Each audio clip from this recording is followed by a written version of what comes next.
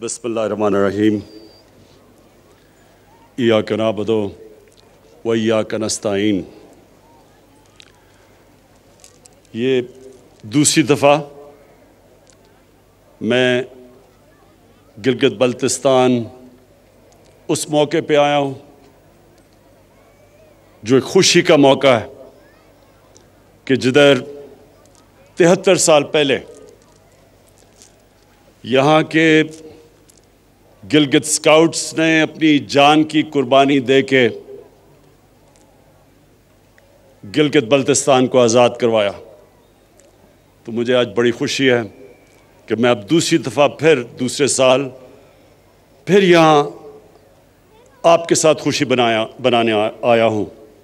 और इंशाअल्लाह जब तक मैं वज़ीर आज़म रहूँगा मेरी हमेशा कोशिश होगी कि ये जो दिन है 1 नवंबर ये मैं आपके साथ गुजारूं।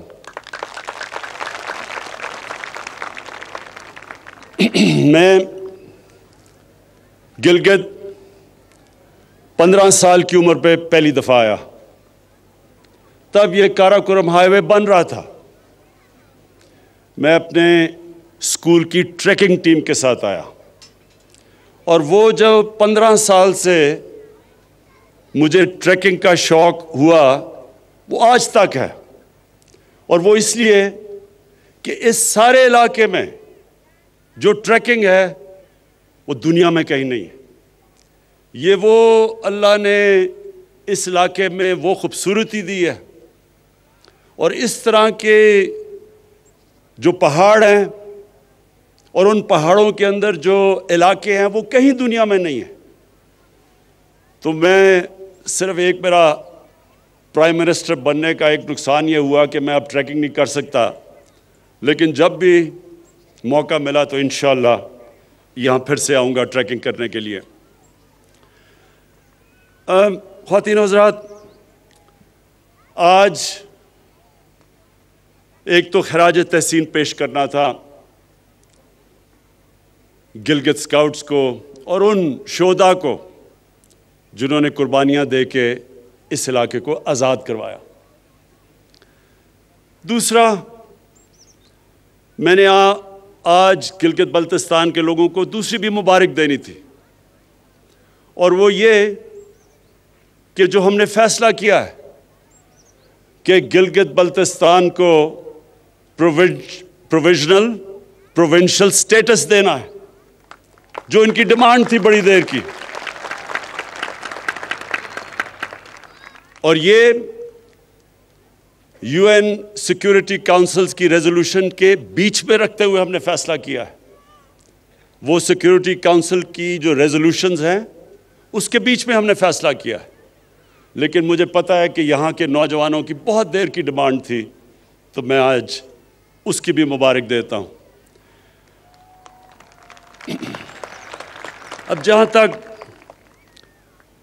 पैकेज की बात की और डेवलपमेंट की, वो मैं आज बात इसलिए नहीं कर सकता क्योंकि इलेक्शंस के दिन है, लेकिन मैं सिर्फ ये कहता हूँ कि हमारी गवर्नमेंट की पॉलिसी, ख़ास तौर पे हमारी गवर्नमेंट की पॉलिसी ये है कि अपने कमज़ोर तबके को उठाया जाए, जो हमारे गरीब हैं, जो पीछे रह गए हैं, जो 25% पाकिस्तानी गुर्बत की लकीर से नीचे हैं।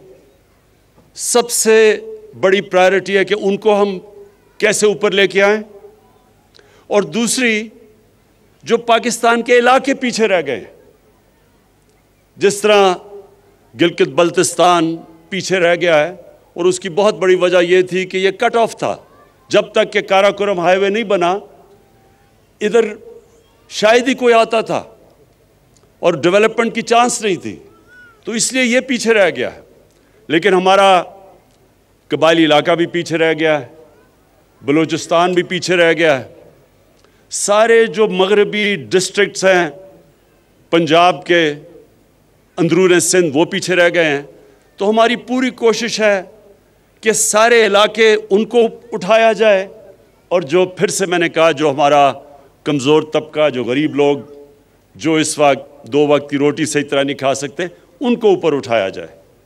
तो इंशाअल्लाह आने वाले दिनों में आप देखते रहेंगे कि हम जिस तरफ जा रहे हैं, हमारी जो सारा डेवलपमेंट का प्रोग्राम है वो जाएगा ही उस तरफ, उन इलाकों में जो पीछे रह गए।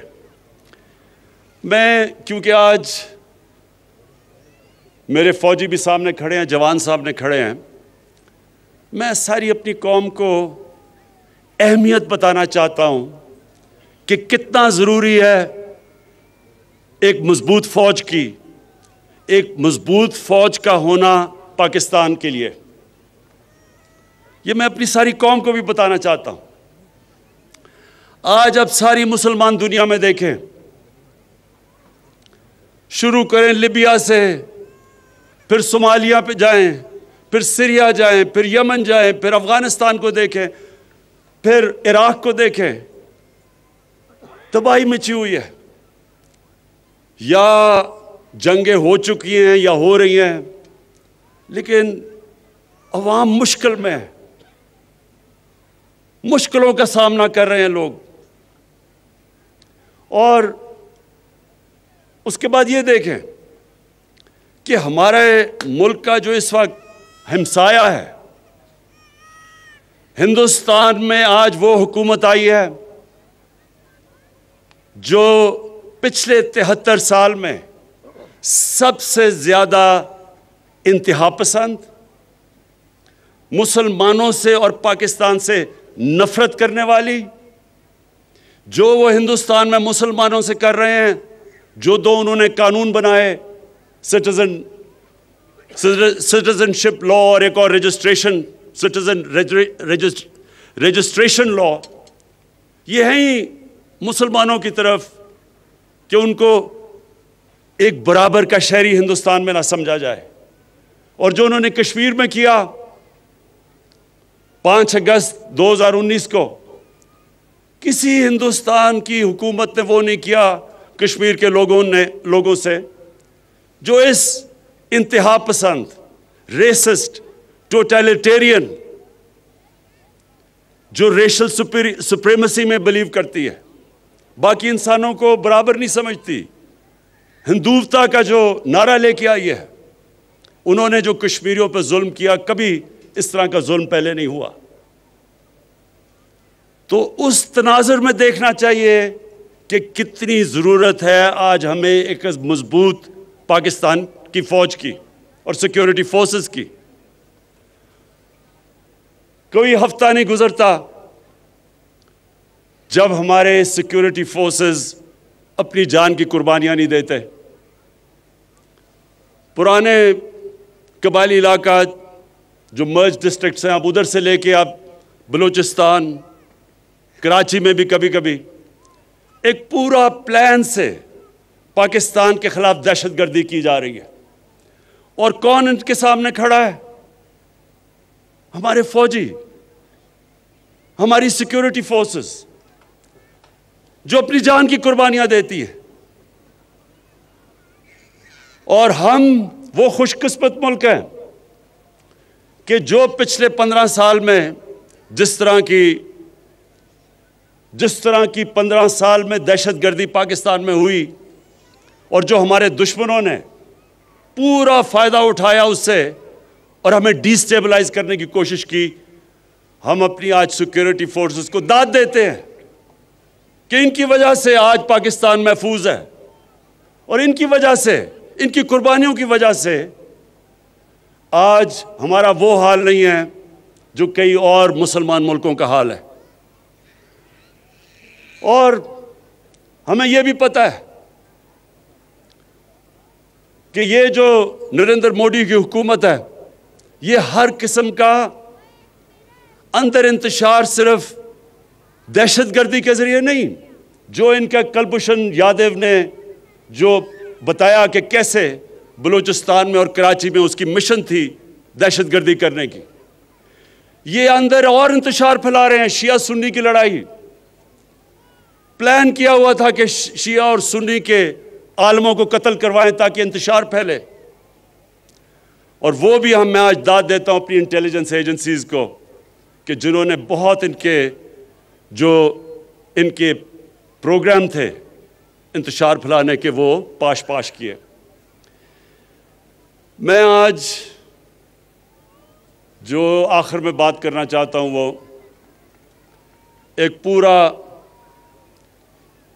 एक आजकल के दिनों में एक पूरा प्लान बना हुआ है।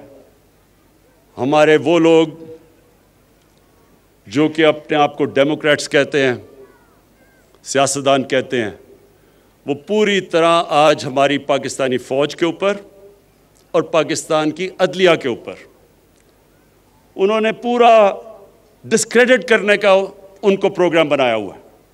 लेकिन ये क्यों है? ये आज सब मैं अपनी कौम को बताना चाहता हूँ ये क्यों हो रहा है।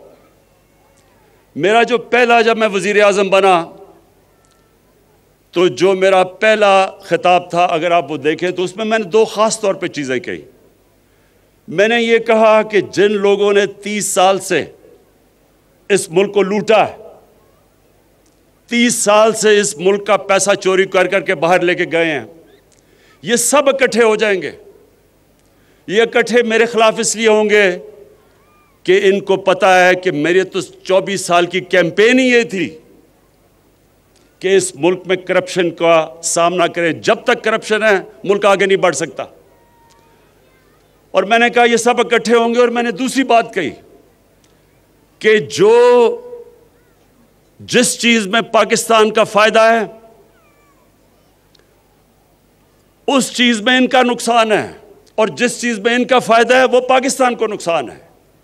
ये चाहते हैं कि इनकी सारी करप्शन जो इन्होंने इस मुल्क का पैसा लूट के बाहर लेके गए हैं, ये चाहते हैं कि किसी ना किसी तरह मुझे ब्लैकमेल करें और मैं इनको एनआरओ दे दूं, यानी कि इनको माफ कर दूं जो इन्होंने इस मुल्क का पैसा चुराया।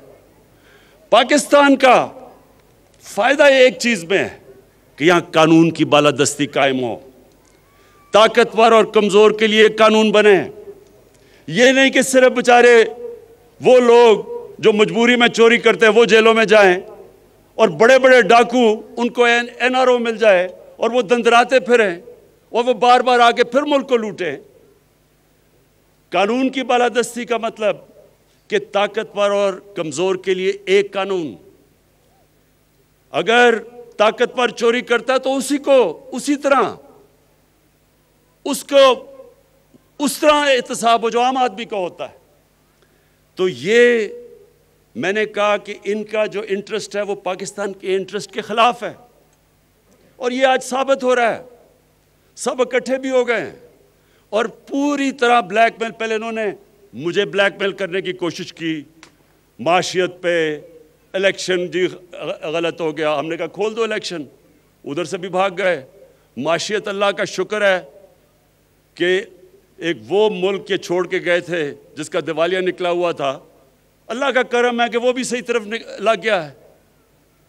उसके बाद कोरोना के ऊपर उन्होंने कोशिश की। आज दुनिया एक्नॉलेज करती है कि जिस तरह पाकिस्तान कोरोना से निकला है शायद ही कोई और मुल्क निकला हो। फिर फैटफ के ऊपर जो हिंदुस्तान पूरी कोशिश कर रहा था कि पाकिस्तान को फैटफ में ब्लैक लिस्ट करवाएं, उस पर ब्लैकमेल करने की कोशिश की, उसमें भी मैं ब्लैकमेल नहीं हुआ। तो अब इन्होंने पाकिस्तानी फौज की तरफ, पाकिस्तान के आर्मी चीफ, ISI के चीफ के ऊपर अब इन्होंने बंदूकें तानी हुई हैं। पहले तो मैं आज अल्लाह का ख़ास शुक्र अदा करता हूं कि अगर ये ISI के चीफ को और आर्मी चीफ के ख़िलाफ़ बात कर रहे हैं, इसका मतलब मैंने बिल्कुल ठीक इनको मुंतखब किया। ये मेरी सिलेक्शन बिल्कुल ठीक थी, क्योंकि अगर ये डाकू उनके ख़िलाफ़ बोल रहे हैं इसका मतलब वो ठीक लोग हैं। दूसरी, मैं आप सब के लिए, अपनी कौम के लिए एक चीज़ कहना चाहता हूं कि आप अगर इस्लाम की तारीख पढ़ें,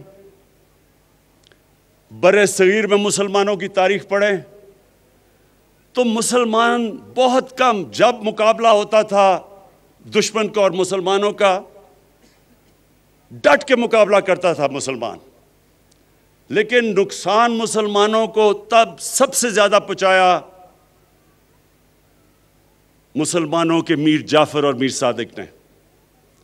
ये वो गद्दार थे जो अंदर से साजिश करके मुसलमानों को, इन्होंने उन कौमों को गुलाम बना दिया सिर्फ ज़ाती फ़ायदों के लिए। कुरान शरीफ में मुनाफिक का दर्जा काफिर से नीचे रखा हुआ है, क्योंकि वो आपका बनने की कोशिश करता है, वो अंदर से जड़ें काट देता है। जंगे खंदक में जब नबी सल्लल्लाहु अलैहि वसल्लम मक्का के कुफार का मुकाबला कर रहे थे, तो उतना ही बड़ा जितना कुफार की फौज थी, अंदर मुनाफिकीन से खतरा था, और इसलिए अल्लाह ने कहा था कि इनका दर्जा काफिर से नीचे है, ये ज्यादा नुकसान पहुंचाते हैं। और आज हम पाकिस्तान के मीर जाफर, मीर सादिक और मीर रियाज सादिकों को देख रहे हैं। ये वो लोग हैं,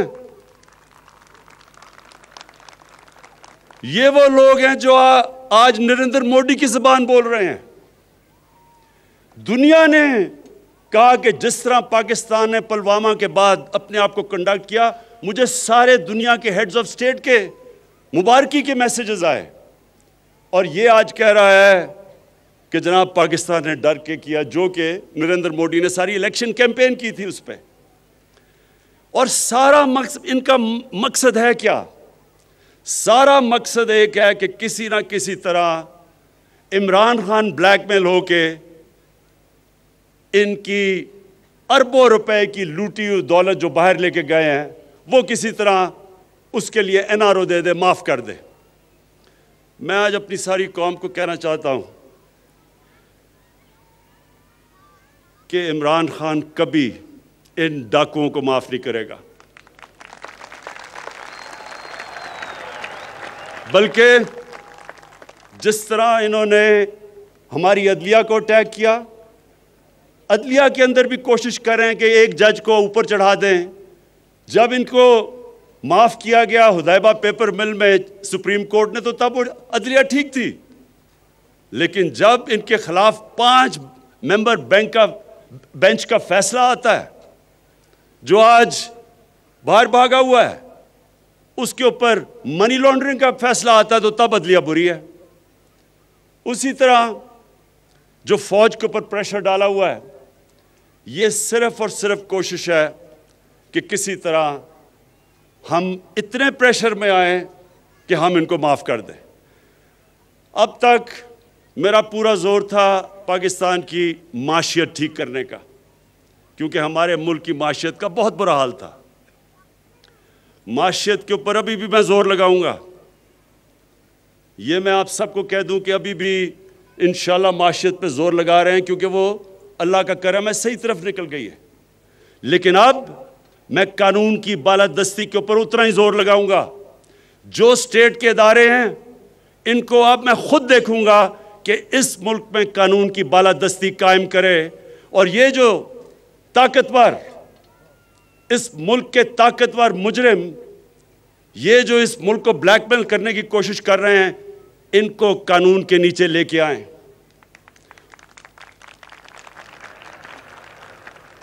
और इंशाअल्लाह आने वाले दिनों में आप देखेंगे कि किसकी टांगें कांपती हैं और किसके माथे पे पसीना आता है। ये सारी कौम देखेगी। शुक्रिया।